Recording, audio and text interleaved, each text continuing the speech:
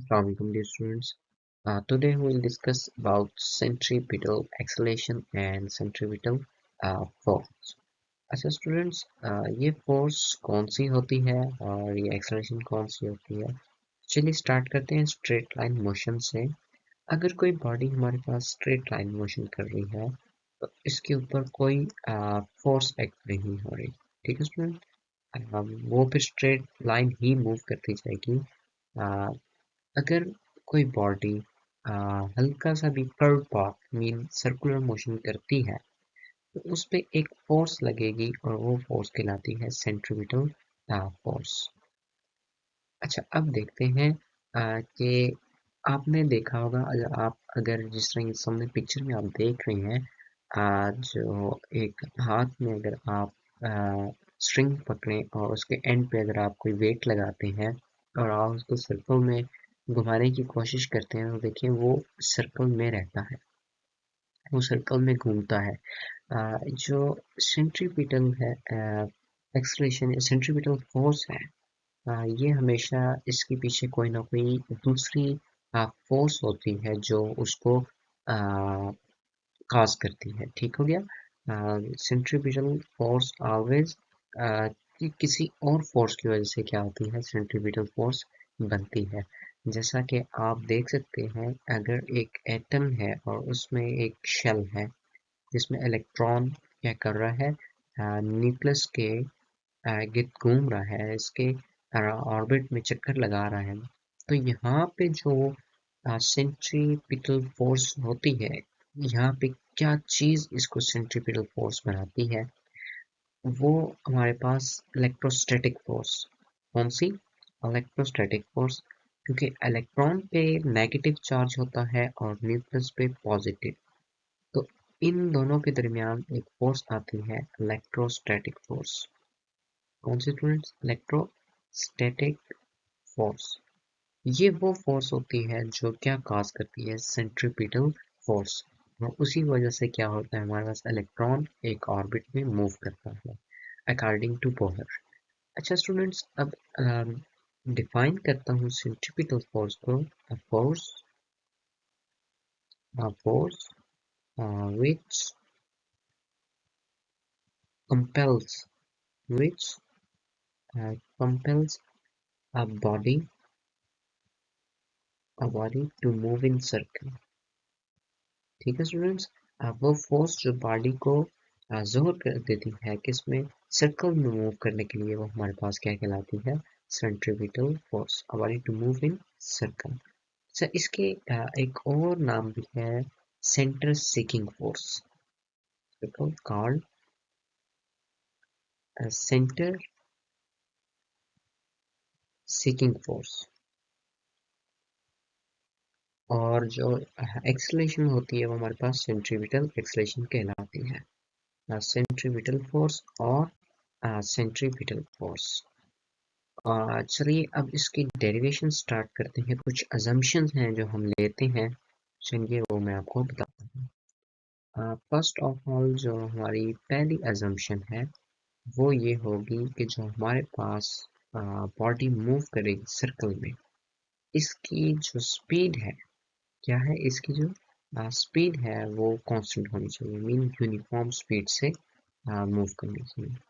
अगर यूनिफॉर्म से नहीं करेगी तो वहाँ पे एक और एक्सेलरेशन आ जाती है, टेंजेंशियल एक्सेलरेशन। वो चल के मैं आपको आगे बताता हूँ कि टेंजेंशियल एक्सेलरेशन हमारे पास क्या होती है।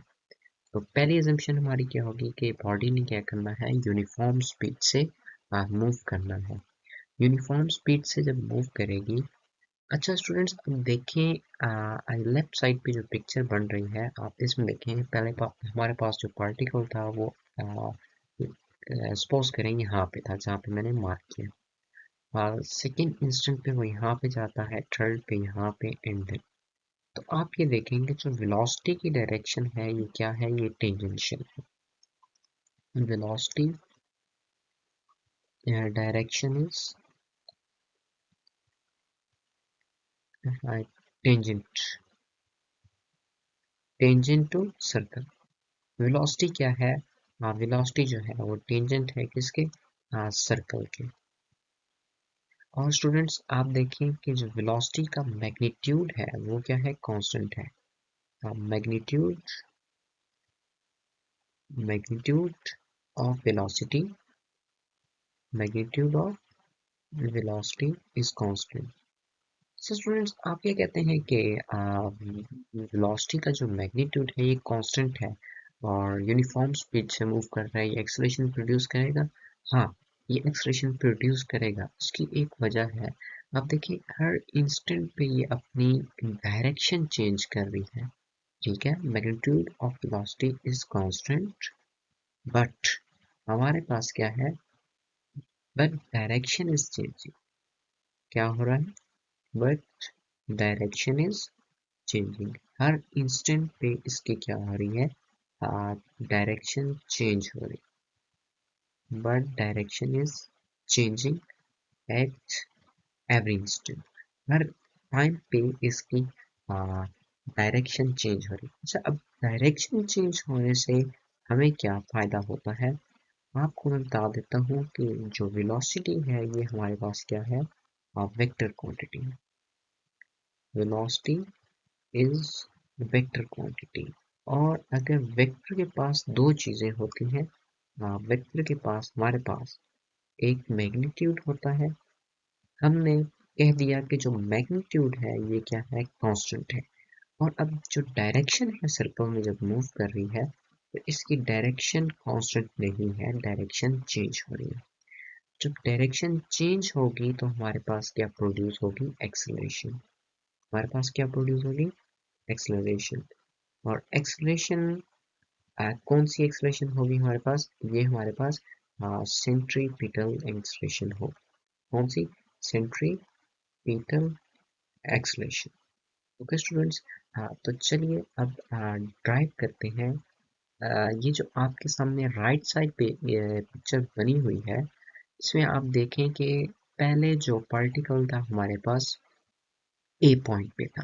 ओके स्टूडेंट्स, पहले कहाँ पे था, ए पॉइंट पे, और फिर ये मूव करके जाता है बी पॉइंट पे। तो जो ए पॉइंट पे जो वेलोसिटी थी वो ग्रीन कलर से शो हुई है, और बी पॉइंट पे जो वेलोसिटी की डायरेक्शन है ये कौन सी, ये रेड कलर से। और ये आपके सामने एग्जैजरेटेड फॉर्म में आपको बताया हुआ है कि ग्रीन कलर में वेलोसिटी की डायरेक्शन तब है जब वो कहाँ पे था, तो ए पॉइंट पे था। और बी पॉइंट पे रेड कलर की डायरेक्शन शो हुई है। और डेल्टा वी आपके सामने क्या है, ये चेंज इन वेलोसिटी है। ये क्या है, चेंज इन वेलोसिटी है। तो चलिए नेक्स्ट स्लाइड पे चलते हैं, आपको मैं डिटेल में बताता हूँ। चलिए मैं पहले ड्रा करता हूँ यहाँ पे।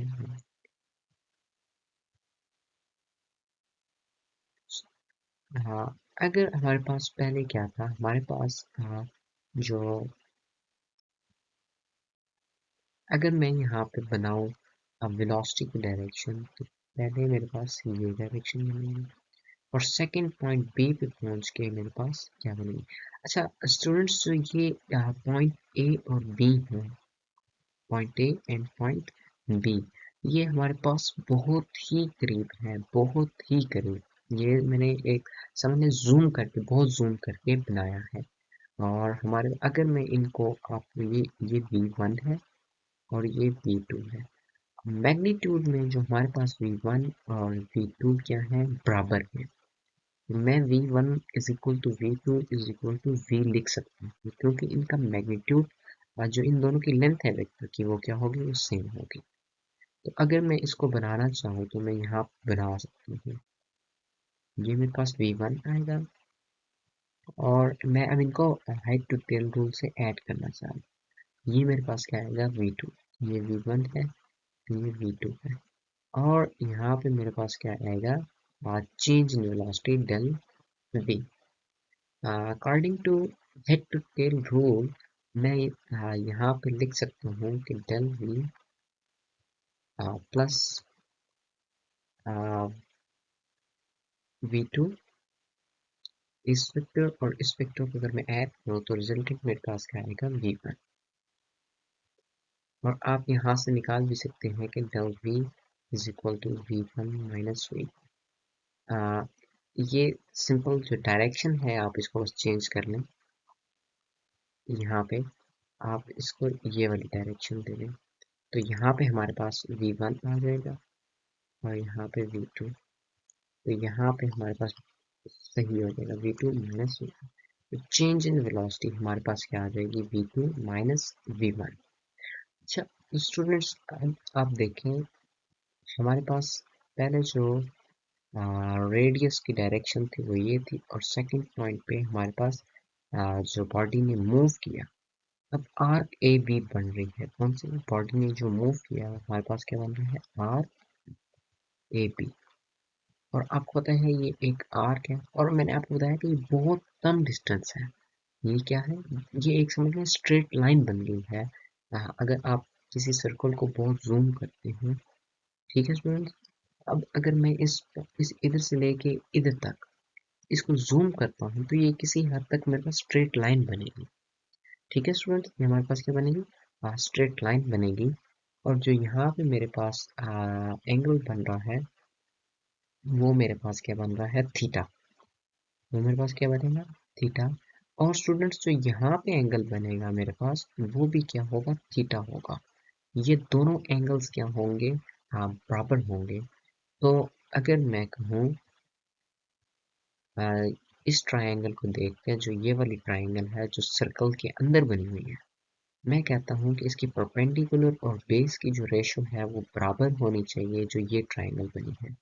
क्योंकि according to geometry, according to geometry अगर मेरे पास एक ट्रायंगल है, ठीक है स्टूडेंट्स, उसका ये वाला एंगल थीटा है, और मेरे पास एक और ट्रायंगल है, ठीक है स्टूडेंट्स, उसमें भी ये एंगल थीटा है। अब ये कैसे, अगर देखें मैं ये वाली चीज बढ़ा रहा हूँ, अगर मैं बेस को बढ़ा रहा हूँ तो मैं परपेंडिकुलर की लेंथ को भी बढ़ा रहा हूँ। अगर बेस छोटी है मेरे पास तो परपेंडिकुलर भी छोटा है।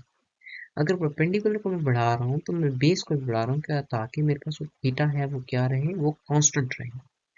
अब जो मेरे पास देखें आर्क ए बी, जो रेशो है मेरे पास किसकी, arc A B divided by radius, वो बराबर है मेरे पास किसके, del V by V one ले सकते हैं, वी टू भी ले सकते हैं। अच्छा इसमें तो वी वन और वी टू बराबर थे क्योंकि इधर भी आर है और इधर भी आर है। तो मैंने आपको पहले ही बता दिया था V one V two is equal to V, आप वी के बराबर लेंगे। ओके, आर ए बी किसके बराबर है, आर ए बी मेरे पास एस के बराबर, S divide by R is equal to del V by V. जैसे अब मैंने आपको बताया है कि जो आर्क ए बी है ये अब एक स्ट्रेट लाइन मोशन है। ठीक है स्टूडेंट्स, मैंने इतना जूम करके बता रहा हूँ कि जो आर्क ए बी है ये मेरे पास किस में है, स्ट्रेट लाइन है। किस में है, स्ट्रेट लाइन मोशन हो रही है। बहुत कम टाइम के लिए मैं देख रहा हूँ, बहुत ही कम टाइम के लिए। ओके स्टूडेंट्स, तो जो यहाँ पे ए पॉइंट पे मेरे पास T1 था और बी पॉइंट पे मेरे पास क्या था, T2। तो जो डेल्टा टी होगा T2 माइनस T1 ये बहुत छोटा होगा। तो आ, अब देखें स्ट्रेट लाइन मोशन है तो मैं यूज कर सकता हूँ S is equal to V T. तो दोबारा जो रिलेशन लिखा था मैं लिखा था S divided by R equal to del V by V. अच्छा स्टूडेंट्स, अब मैंने आपको बताया कि मैं S को लिख सकता हूँ VT, तो मैं इसमें VT पुट कर देता हूँ S की जगह। VT is equal to R which is equal to del V by V। अच्छा अब ये देखिए, ये कुछ ऐसे था और इस पॉइंट पे मेरे पास पॉइंट A था, और ये जो पॉइंट था ये मेरे पास क्या था, पॉइंट B। पॉइंट ए और पॉइंट बी, तो ये देखिए ये मेरे पास एक स्ट्रेट लाइन बन रही है। तो यहाँ पे ए पॉइंट पे T1 और बी पॉइंट पे मेरे पास T2। तो मैं S is equal to V del T लिख सकता हूँ। क्या लिख सकता हूँ, del T mean change in time. तो यहाँ पे भी मुझे क्या करना पड़ेगा, डेल टी लिखना पड़ेगा। और अब मैं कुछ रीअरेंज करता हूँ। मैं डेल्टा टी को आ, इस साइड पे लेके आता हूँ और v को मैं ऊपर लेके जाता हूँ। Mean del v by del t which is equal to v into v divided by r। तो यहाँ से आप देखें स्टूडेंट्स, ये मेरे पास क्या बन रहा है, ये मेरे पास बन रहा है del v by del t which is equal to v square by r। अच्छा, तो स्टूडेंट्स अब आप ये देखें कि del v by del t हमारे पास क्या है, rate of change of velocity which is called acceleration. तो ये मेरे पास क्या होगी, acceleration which is equal to v square by r। तो स्टूडेंट्स ये हमारे पास क्या आ गई, ये एक्सेलरेशन आई है। कौन सी एक्सेलरेशन आई है, इसको इसको दो नाम दे सकते हैं, रेडियल एक्सेलरेशन या हम इसको कह सकते हैं centripetal centripetal acceleration. Okay students, thank you very much. Next class में हम सेंट्रीपिटल फोर्स और इसकी डायरेक्शन को देखेंगे। अल्लाह हाफिज।